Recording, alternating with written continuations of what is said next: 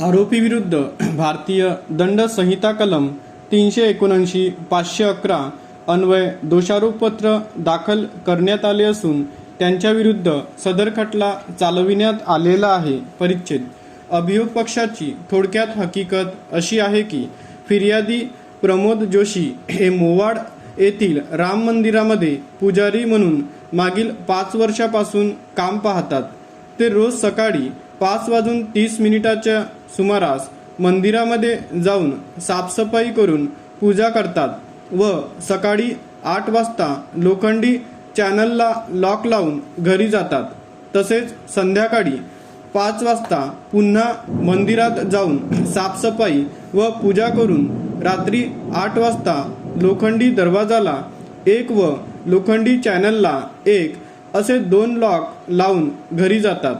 दिनांक 18/7/2023 रोजी सकाळी 5:30 वाजताच्या दरम्यान ते राम मंदिरमध्ये लॉक उघडण्याकरिता गेले असता त्यांना लोखंडी चॅनलचे खालचे लॉक चपकून लॉकची कडी उघडलेली व त्याच चॅनलचे वरील लॉक हे थोडे चपकलेले आढळून आले।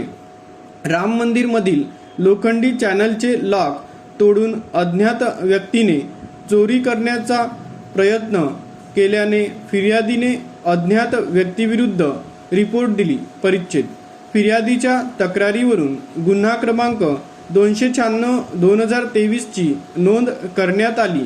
तपासादरम्यान संबंधित तपासी अधिकाऱ्याने पंचासमक्ष घटनास्थळ पंचनामा तयार केला, आरोपीला अटक केली, साक्षीदारांचे जबाब नोंदविले व तपासाअंती आरोपीविरुद्ध भक्कम पुरावा मिळून आल्याने उपरोक्त नमूद कायद्याअंतर्गत दोषारोपपत्र तयार करण्यात आले व न्यायालयात सादर करण्यात आले। परिच्छेद निशाणी क्रमांक 4 प्रमाणे आरोपीविरुद्ध भारतीय दंड विधानाचे कलम 379 511 अन्वय दोषारोप निश्चित करण्यात आले। आरोपीने गुन्हा कबूल नाही असे सांगून खटला चालविण्याची मागणी केली। परिच्छेद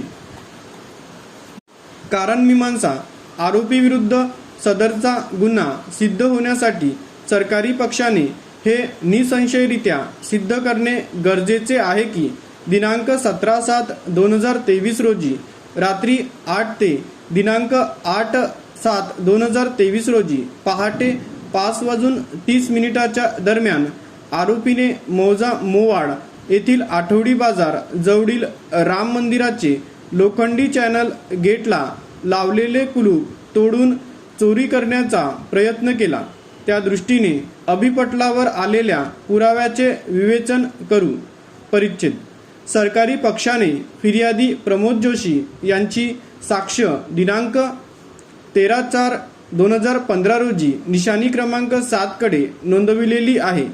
त्यांनी त्यांचे पुराव्यात कथन केले आहे की घटना साधारणतः 3 महिन्यापूर्वी घडली।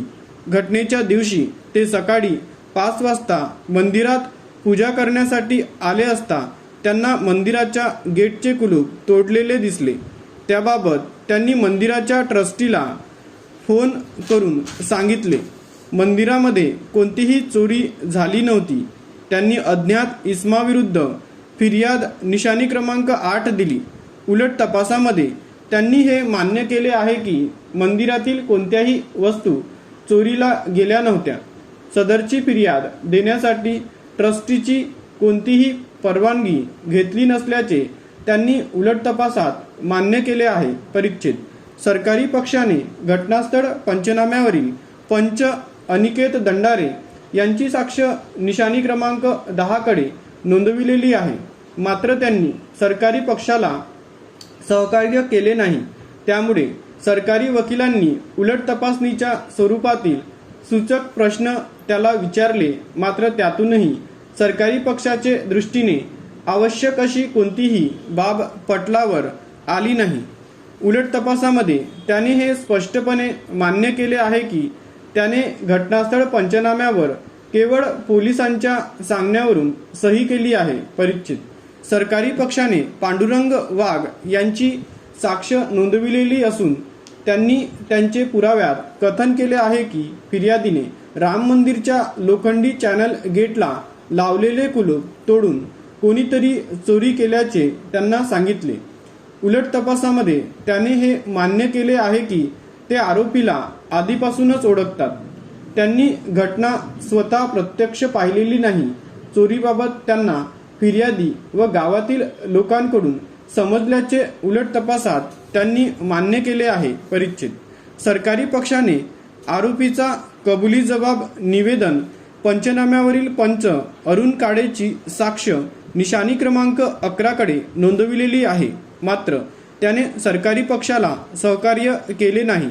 पंचनाम्यावर त्याने केवळ पोलिसांच्या सांगण्यावरून सही केल्याचे व पंचनाम्यातील मजकुराविषयी काहीही माहीत नसल्याचे कथन केले आहे। परिच्छेद या साक्षीदाराने सरकारी पक्षाला सहकार्य केले नाही, त्यामुळे सरकारी वकिलांनी न्यायालयाच्या परवानगीने त्याला उलट तपासणीच्या स्वरूपातील सूचक प्रश्न विचारले। उलट तपासामध्ये त्याने हे मान्य केले आहे की दिनांक 17/7/2023 रोजी आरोपीने त्यांच्या समक्ष नरखेड पोलीस स्टेशनमध्ये त्याने मोवाड येथील राम मंदिराचे कुलूप तोडल्याचे सांगितले।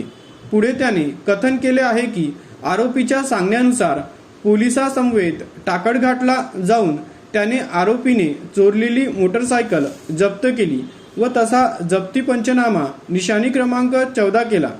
उलट तपासामध्ये त्याने हे मान्य केले आहे की जप्ती पंचनाम्यासाठी ते ज्या पोलिसांच्या गाडीने केले होते त्याचा नंबर त्यांना सांगता येणार नाही।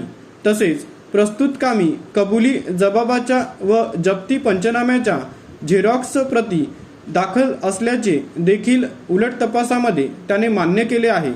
पुढे उलट तपासामध्ये त्याने हे देखील मान्य केले आहे की त्याने स्वतः आरोपीचा कबुली जबाब, निवेदन पंचनामा व जप्ती पंचनामा वाचून पाहिला नव्हता। परिच्छेद सरकारी पक्षाने मोहनलाल ठोमा यांची साक्ष दिनांक 15/4/2016 रोजी निशाणी क्रमांक 13 कडे नोंदविलेली आहे। त्याने त्याचे पुराव्यात कथन केले आहे की घटनेवेळी सकाळी ते मंदिरात जात असताना त्यांना फिर्यादीने सांगितले की राम मंदिराचे चॅनल गेटचे लॉक तोडून कोणीतरी मंदिरात चोरी केली आहे। परिच्छेद सरकारी पक्षाने राजेश कुलवाल यांची साक्ष निशाणी क्रमांक 14 कडे नोंदविलेली आहे। त्याने त्याचे पुराव्यात कथन केले आहे की घटनेवेळी सकाळी ते मंदिरात जात असताना त्यांना फिर्यादीने सांगितले की राम मंदिराचे चॅनल गेटचे लॉक तोडून कोणीतरी मंदिरात चोरी केली आहे।